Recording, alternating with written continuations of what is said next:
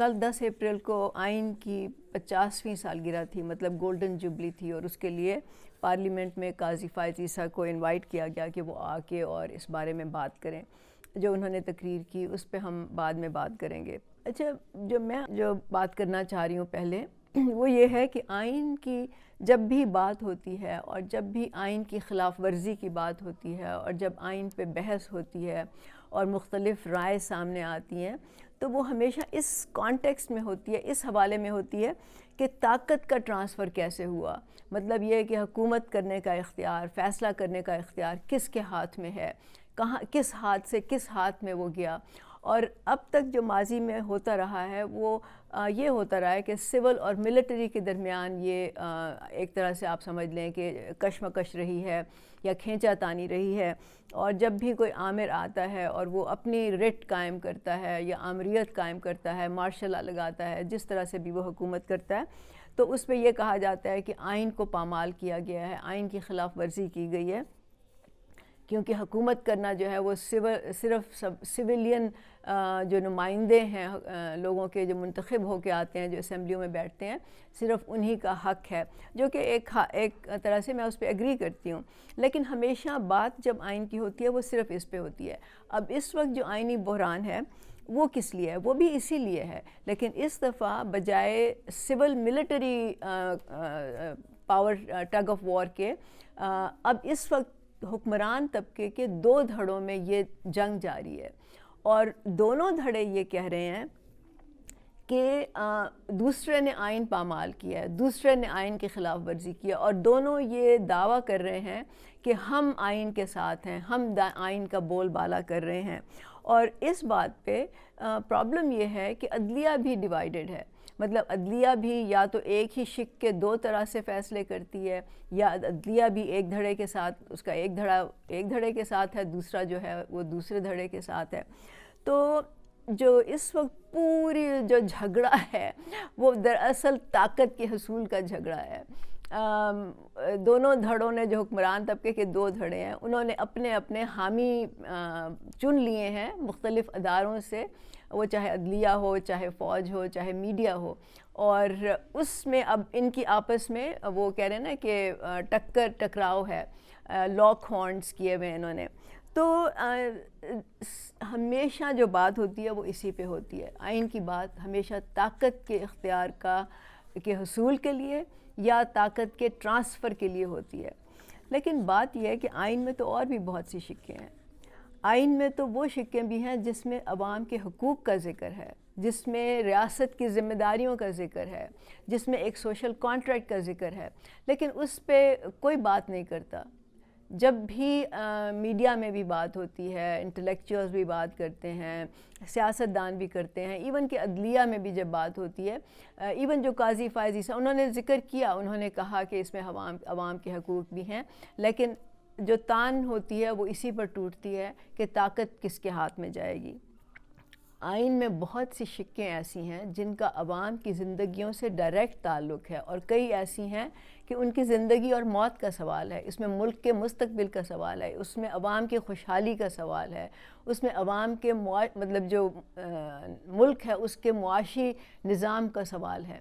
تو ان پہ کوئی بات نہیں کرتا. اچھا، جو میں پہلی بات کہوں گی آئین پہ وہ یہ ہے کہ پورا جو آئین ہے وہ ایک میل جینڈر کے پرسپیکٹیو میں یا میل جینڈر کو مخاطب کر کے لکھا گیا ہے. اس میں ہمیشہ ہز یا ہم کا ورڈ آتا ہے. میرا خیال ہے، اور اس زمانے میں جب لکھا گیا تھا تو شاید جینڈر کے رائٹس کی اور جینڈر ڈفرینشیشن کی شاید اتنا کانشیسنس نہیں تھی. لیکن میرا خیال ہے کہ یہ بدلنے کا وقت ہے. صرف اس ملک میں مرد نہیں رہتے بلکہ اس ملک میں عورتیں بھی رہتی ہیں. تو ہمیں ایک جینڈر نیوٹرل جو ورڈ ہے وہ استعمال کرنا چاہیے، جینڈر نیوٹرل لفظ استعمال کرنا چاہیے، جس میں نہ مرد کو، نہ عورت کو، نہ کسی اور جو تھرڈ جینڈر ہے اس میں تشخیص ہو، بلکہ یہ ایک ایسا نیوٹرل ورڈ ہو جس میں تمام شہریوں کو ایڈریس کیا جائے. اچھا، اب میں بات کروں گی جو پارٹ 1 ہے، اس میں یہ ساری جو شقیں میں اس میں مینشن ہے. اس میں یہ لکھا ہوا ہے elimination of exploitation. یہ اس کی ہیڈنگ ہے. The state shall ensure the elimination of exploitation and the gradual fulfillment of the fundamental principle from each according to his, اور میں ایڈ کروں گی his or her ability, from each according to his or her work. اس کا مطلب یہ ہے elimination of exploitation، مطلب یہ کہ استحصال کا خاتمہ. یہ ریاست کی ذمہ داری ہے کہ ہر طرح کے استحصال کا خاتمہ کیا جائے، اور آہستہ آہستہ یا بتدریج یہ پرنسپل، یہ اصول پورا کیا جائے کہ ہر ایک کو اس کی ابیلٹی، مطلب اس کی صلاحیت کے مطابق اس سے لیا جائے گا، کام لیا جائے گا، اور ہر ایک کو اس کے کام کے مطابق معاوضہ دیا جائے گا. اچھا، اس پہ ہم بات کریں گے، لیکن جو ایک بات میں اس مطلب کہ یہ کس طرح سے ایکسپلائٹ ہوتا ہے، لیکن جو ایک میں بات کروں گی نا وہ یہ ہے کہ اس میں کیونکہ یہ کہا گیا ہے کہ from each according to his or her work, میں صرف اس میں یہ ایڈ کروں گی کہ اس میں ان لوگوں کا ذکر نہیں ہے جو کسی بھی وجہ سے کچھ کر نہیں سکتے، کچھ کام نہیں کر سکتے. اس میں معذور لوگ ہیں، اس میں بوڑھے لوگ ہیں، اس میں بچے ہیں، اس میں جو خواتین ہیں جو کسی وجہ سے جب وہ پریگننٹ ہوتی ہیں وہ کام نہیں کر سکتی، ان کا ذکر نہیں ہے.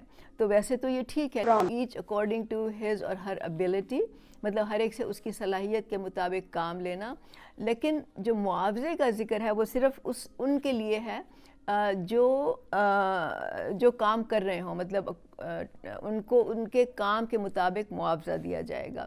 اب ان لوگوں کا ذکر نہیں ہے جو کام کر ہی نہیں سکتے. تو میرا خیال ہے کہ یہاں پہ تھوڑی سی اس طرف توجہ دینے کی ضرورت ہے. اگر تو کہیں اور اس کا ذکر ہے شک میں جس سے میں بے خبر ہوں یا مجھے اس کا علم نہیں ہے، تو میں چاہوں گی کہ لوگ کامنٹس میں اس پہ اس کو پوائنٹ آؤٹ کریں. اچھا، اب کیا اس ملک میں استحصال کا خاتمہ ہو رہا ہے؟ مطلب اس میں لکھا ہوا ہے بتدریج. اب وہ بتدریج کب ہوگا؟ 75 سال تو ہو گئے ہیں. اس ملک میں اتنا استحصال ہے، ہر روز، ہر جگہ، ہر گلی محلے میں، ہر شہر میں، ہر قصبے میں، ہر گاؤں میں استحصال ہوتا ہے لوگوں کا. اس کی سب سے جو بلیٹنٹ ایگزامپل ہے، جو سب سے بری مثال ہے، وہ بانڈڈ لیبر ہے، جس میں کہ لوگ غلامی کرتے ہیں، جس میں کہ وہ جس بھٹے پہ کام کرتے ہیں وہ چھوڑ کے نہیں جا سکتے. مطلب ان کے پاؤں میں وہ زنجیریں ہیں جو کہ نظر نہیں آتی لیکن زنجیریں ڈالی ہوئی ہیں. اس کے علاوہ بچوں کا اسکول نہ جانا، بچوں کو خاص طور سے نوجوانوں کو تعلیم نہ ملنا، ان کو کوئی ہنر نہ سکھانا، ان کے لیے کوئی روزگار نہ مہیا کرنا، یہ ایکسپلائٹیشن ہے. بیکاز جب لوگوں کے پاس یہ نہیں ہوتا تو وہ آسانی سے اس جال میں آ جاتے ہیں، وہ آسانی سے ان کو ایکسپلائٹ کیا جا سکتا ہے، ان کو اپنے رائٹس کا پتہ نہیں ہوتا. تو یہ ایک فنڈامنٹل جو ایکسپلائٹیشن ہے اس کا کہیں پہ ذکر نہیں ہو رہا. اس کے علاوہ خواتین کے ساتھ کیا ہوتا ہے؟ خواتین کی جو ہراسمنٹ ہے، ان کو اپنی زندگیوں کے فیصلے کرنے کی اجازت نہیں دی جاتی. بہت جگہوں پہ ان کے سامنے تعلیم کے لیے ان کے سامنے رکاوٹیں پیدا کی جاتی ہیں. ان کی جو معاشی خود مختاری ہے اس پہ قدغن لگائی جاتی ہے. ان کو روزگار نہیں کرنے دیا جاتا، ان کو جاب نہیں کرنے دیا جاتا. تو یہ سب جو ہے یہ ایکسپلائٹیشن آتی ہے جسٹ بیکاز کہ کوئی ایک سیگمنٹ جو ہے سوسائٹی کا وہ کمزور ہے، فزیکلی کمزور ہے، اس کے پاس کوئی ہتھیار نہیں ہے، فزیکل پاور نہیں ہے، جس میں کہ عورتیں اور بچے زیادہ شامل ہوتے ہیں. ان کو ایکسپلائٹ کیا جائے، اور وہ ہو رہا ہے لیکن ریاست اس پہ کوئی قدم نہیں اٹھا رہی، اس پہ کوئی توجہ نہیں دے رہی. تو یہ آئین کی خلاف ورزی ہے. اس ملک میں تو معلوم ہے آپ کو کہ یہاں پہ ہیومن ٹریفکنگ ہو رہی ہے. جو گھریلو ملازموں کے ساتھ جو سلوک ہوتا ہے وہ آپ کے سامنے ہے. جو فیکٹریوں میں ہو رہا ہے، جو کہ یہاں پہ منیمم ویج نہیں مل رہی لوگوں کو. بچے جو ہیں وہ 2000-3000 پہ کام کرنے پہ مجبور ہیں. جو ینگ لڑکیاں ہیں جو پرائیویٹ اسکولوں میں کام کرتی ہیں وہ 5-5, 4-4, 3-3 ہزار میں کام کر رہی ہیں. ایون جو سرکاری ملازم ہیں بہت سے محکموں میں، ان کو بھی منیمم ویج نہیں مل رہی. ان کی تنخواہیں روک دی جاتی ہیں، مہینوں ان کو نہیں ملتی، اپنی اجرت نہیں ملتی. جو آپ کا فیکٹریوں میں جو سیفٹی کے حالات ہیں، جو کنسٹرکشن سائٹس پہ جو سیفٹی کے حالات ہیں، جس سے کہ لوگ روزانہ یا زخمی ہوتے ہیں یا مر جاتے ہیں. وہ ایکسپلائٹیشن ہے، کیونکہ ریاست کی ذمہ داری ہے کہ وہ ان سب کا تحفظ کرے اور ان کو وہ سیف انوائرمنٹ پرووائڈ کی جائیں جس میں یہ لوگ کام کر سکیں. اس ملک کے جو ہر بنیادی مسئلہ ہے، جو ضروریات ہیں جو پوری نہیں ہو رہی، وہ ہیومن رائٹس کے زمرے میں آتی ہیں، وہ آئین کی خلاف ورزی کے زمرے میں آتی ہیں، وہ ایکسپلائٹیشن آف ہیومن بینگز کے سلسلے میں آتی ہیں. جب اس وقت جو لوگ آٹے کی قطاروں میں کھڑے ہوئے ہیں اور وہ مر رہے ہیں اور وہ آٹے پہ لڑ رہے ہیں، یہ ایکسپلائٹیشن ہے ہیومن بینگز کی. اس وقت جو آٹا مافیا ہے، جو چینی مافیا ہے، جس کو ہر حکومت کنٹرول کرنے میں ناکام رہی ہے. عمران خان جو بڑے دعووں سے آئے تھے، ان کے ساتھ یہی لوگ شامل ہیں. تو اور وہ اس لیے ہے کہ جو حکمران طبقہ ہے اسی میں یہ لوگ شامل ہیں، اسی میں وہ لوگ ہیں جو کہ چینی مافیا ہے، جو کہ آٹا مافیا ہے، جو سیمنٹ مافیا ہے، جو لینڈ مافیا ہے. تو یہ ایکسپلائٹیشن ہے آئین کی، جس پہ کوئی بات نہیں کر رہا. اچھا، جو اس میں لکھا ہوا ہے نا کہ from each according to his or her ability and to each according to his or her work. اب فرض کیا کسی کو کام ملتا ہی نہیں ہے. اس ملک میں جو بے روزگاری کا عالم ہے اس میں تو لوگوں کو جاب مل بھی نہیں رہے. مطلب وہ لوگ بھی جو پڑھے لکھے ہیں، جو ڈگریاں ہیں جن کے پاس، وہ لوگ بھی جن کے پاس کچھ اسکل لیبر ہے، اور وہ لوگ بھی جو انسکلڈ لیبر ہے، یہ سب بے روزگار ہیں. ہر سیکشن آف سوسائٹی میں بے روزگاری ہے. تو یہ کیا ایکسپلائٹیشن نہیں ہے؟ آپ اس کے معاوضے کی تو بعد میں بات آئے گی، پہلے آپ جاب تو پرووائڈ کریں لوگوں کو، پہلے ان کو روزگار کے مواقع تو آپ دیں. جو ترقی یافتہ ممالک ہوتے ہیں اس میں جو بھی پروجیکٹ بنتے ہیں، چاہے وہ ڈیولپمنٹ پروجیکٹ ہوں یا کوئی اور پروجیکٹ ہے، اس میں ایک چیز جو ہے لائن آئٹم ہوتا ہے کہ اس سے کتنے جابز کریٹ ہوں گے، کس قسم کے جابز کریٹ ہوں گے. اس کے لیے ایک باقاعدہ پلاننگ ہوتی ہے. تو کیا پاکستان میں یہ ہو رہا ہے؟ کیا پاکستان میں ایک پلان طریقہ ہے، ایک سسٹم ہے جس کے ذریعے لوگوں کو جاب مہیا کیے جائیں، ان کو بتایا جائے کہ اپرچونٹیز کہاں کہاں پہ ہیں؟ یہ کوئی اتنا مشکل کام نہیں ہے. اس کے لیے ویب سائٹس آپ کو چاہیے، اس کے لیے آپ کو ایک سسٹم ڈیولپمنٹ چاہیے. ضروری نہیں ہے کہ سرکاری جابز ہوں، لیکن کم از کم لوگوں کو جابز کی اپرچونٹی، چاہے وہ پرائیویٹ سیکٹر میں ہو، چاہے وہ ملک سے باہر ہوں، کم از کم ان کے سامنے آپشنز رکھی جائیں، ان کو اس کی ٹریننگ دی جائے، ان کو انیبل کیا جائے کہ وہ یہ جاب جو ہے اس کے لیے اپلائی کرنے کے قابل ہو سکیں. تو کیا یہ ہو رہا ہے اس ملک میں؟ اور اگر ریاست جاب دینے میں، روزگار دینے میں ناکام ہوتی ہے تو پھر کیا ہوگا؟ کیا اس میں ریاست کی ذمہ داری نہیں ہے کہ انہی لوگوں کو بے روزگاری الاؤنس ملنا چاہیے؟ یا یہ لوگ بھوکے مر جائیں، ریاست کی کوئی ذمہ داری نہیں ہے اس پہ؟ تو بات یہ ہے کہ اس آئین میں بہت سی ایسی شقیں ہیں جس پہ بات ہونی چاہیے، جس پہ ڈسکشن ہونی چاہیے اور جس کو پورا کرنے کی ضرورت ہے. لیکن اس پہ نہ کوئی سیاسی جماعت بات کرتی ہے، نہ اس پہ عدلیہ بات کرتی ہے، نہ اس پہ میڈیا میں بات ہوتی ہے، نہ اس پہ انٹلیکچوئلز بات کرتے ہیں. جو بات ہو رہی ہے وہ صرف ٹرانسفر آف پاور پہ بات ہو رہی ہے آئین کے حوالے سے.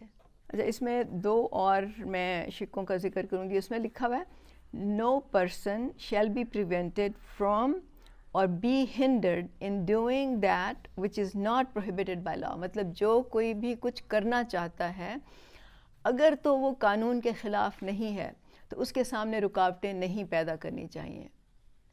اور جیسے میں نے کہا کہ اس طرح تو ہر روز ہوتا ہے.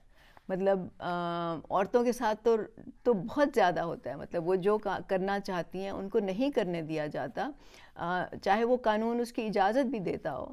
مطلب تعلیم، روزگار، ٹرانسپورٹ، تفریح، یہ سب جو بنیادی حقوق ہیں جس طرح مردوں کے ہیں اسی طرح عورتوں کے بھی ہیں، اور اسی طرح سے عورتوں کو بھی فیسیلیٹیٹ کرنا چاہیے، اسی طرح سے ان کو بھی وہ ان کے حقوق جو ہیں وہ ملنے چاہیے. لیکن اس پہ کوئی بات نہیں کر رہا.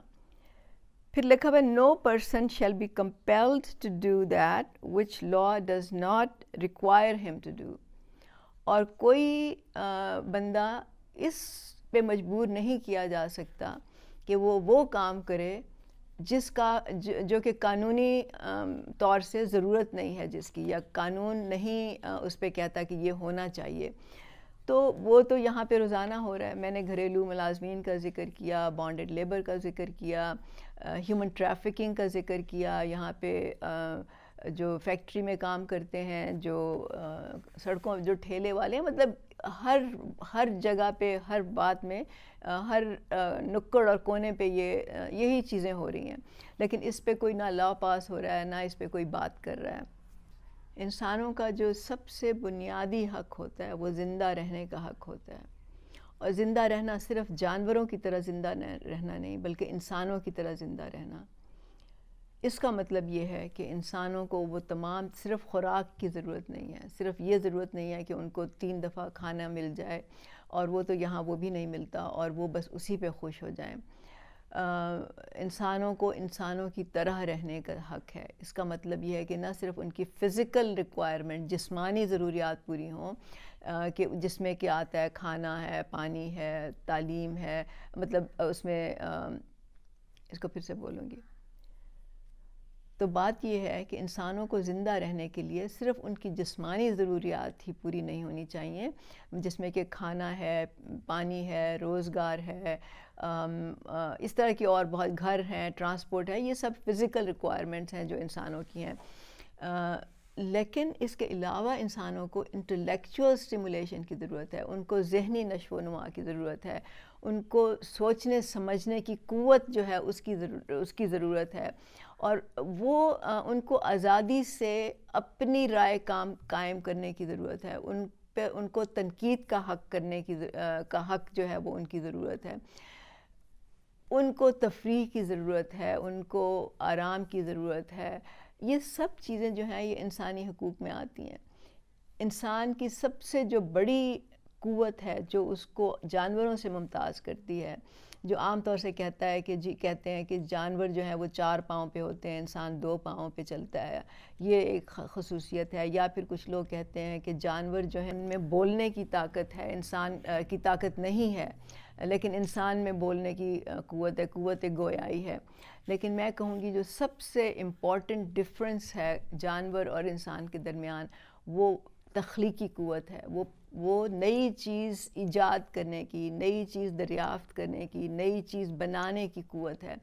اور انسان اسی وجہ سے اب تک جو ترقی ہوئی ہے وہ صرف اسی وجہ سے ہوئی ہے کہ انسان نے اپنی وہ تخلیقی قوت استعمال کی ہے. اس تخلیقی قوت کو اجاگر کرنے کے لیے بہت سے لوازمات کی ضرورت ہوتی ہے, اور وہ انہی ملکوں میں ہو رہا ہے, انہی جگہوں پہ ہو رہا ہے, انہی قوموں میں ہو رہا ہے جہاں پہ یہ ضروریات پوری کی گئی ہیں, جہاں پہ لوگوں کو سوچنے سمجھنے کے لیے ایک کھلا ماحول دیا گیا ہے, جہاں پہ ان کو بات کرنے کی آزادی دی گئی, جہاں پہ نئے جو خیالات ہیں اس پہ کوئی ہنستا نہیں ہے, جہاں پہ جو نئی جو چیز کرتا ہے, اور جو پرانے ڈاگماز پہ تنقید کرتا ہے اس کو آسٹرسائز نہیں کیا جاتا, مطلب اس کو برا بھلا نہیں کہا جاتا, کیونکہ اسی سے جو ہے قومیں آگے بڑھتی ہیں, جب وہ اپنے پچھلے جو خیالات ہیں, پچھلے جو ان کے ڈاگماز ہیں, جب ان کو وہ کویسچن کرتی ہیں اور اس میں سے کچھ چیزیں وہ نکال کے پھینک دیتی ہیں, کیونکہ وہ یا زمانے کے ساتھ مطابقت نہیں رکھتی,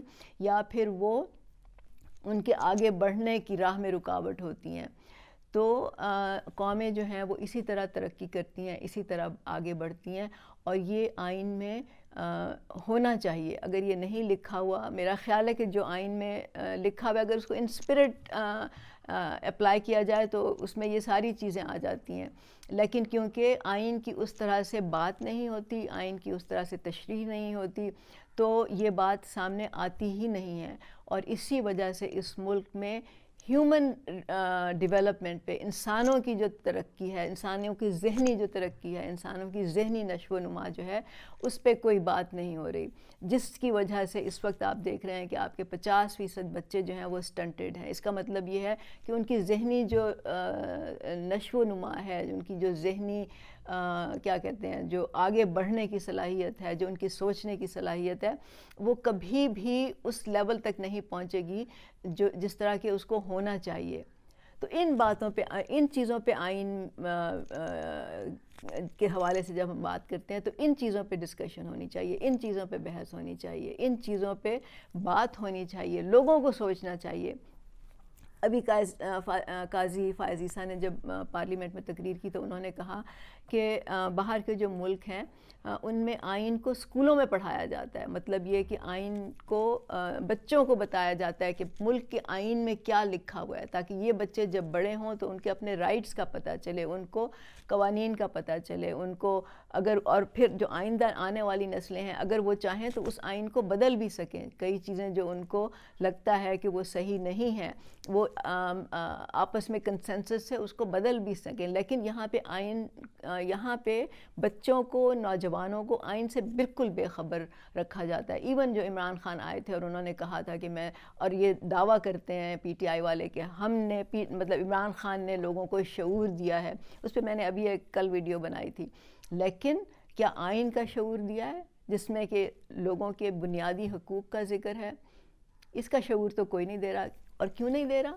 اس لیے کہ یہ جو حکمران طبقہ ہے، یہ جو سارے اس وقت طاقت اپنے پہ جو کہتے ہیں نا سانپ کی طرح بیٹھے ہوئے ہیں، ان کو یہ خطرہ ہے کہ اگر نوجوانوں کو آئین کا شعور دیا گیا، ان نوجوانوں کو سوچنے سمجھنے کی صلاحیت دی گئی، ان نوجوانوں کو نظام کے بارے میں پتہ چلا اور اپنے رائٹس کے بارے میں پتہ چلا، تو یہ ہمارے مقابلے میں آ کے نہ کھڑے ہو جائیں۔ اور برابری پارٹی پاکستان یہی کرنا چاہتی ہے۔ ہم چاہتے ہیں کہ نوجوان سیکھیں، سمجھیں اور پھر ان لوگوں کی طاقت کو چیلنج کریں، منظم طریقے سے چیلنج کریں، سڑکوں پہ جا کے نہیں، پتھر پھینک کے نہیں، پیٹرول بام سے نہیں، منظم طریقے سے، سیاسی طریقے سے ان کو چیلنج کریں، اور برابری پارٹی کا پلیٹ فارم اس کے لیے موجود ہے۔ بہت شکریہ۔